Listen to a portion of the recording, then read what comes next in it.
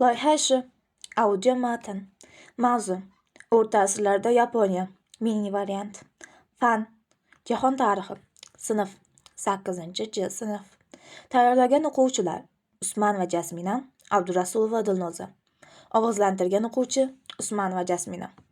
Assalomu alaykum. Bugun sizlar bilan O'rta asrlarda Yaponiya tarixi haqida qisqacha gaplashamiz.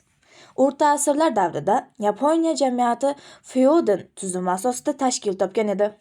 Bu davrda mamlakatni imperator boshqargan bo'lsa ham, amalda hokimiyat ko'pincha harbiy hukmdorlar, shogunlar qo'lda bo'lgan.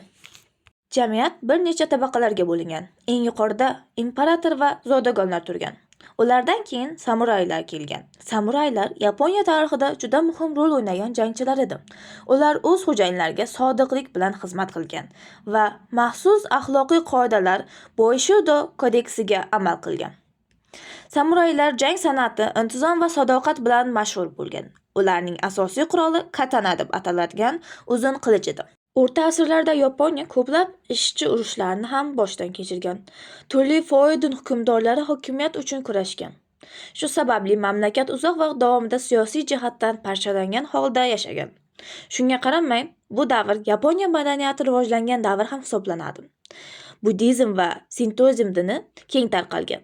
Shuningdek, choy marosimi, bog' san'ati va an'anaviy teatr shakllari ham rivojlangan. Xulosa qilib aytganda, O'rta asrlarda Yaponiya harbiy kuch, feodal tartibi va boy madaniyati bilan ajralib turadigan jamiyat bo'lgan. E'tiboringiz uchun rahmat.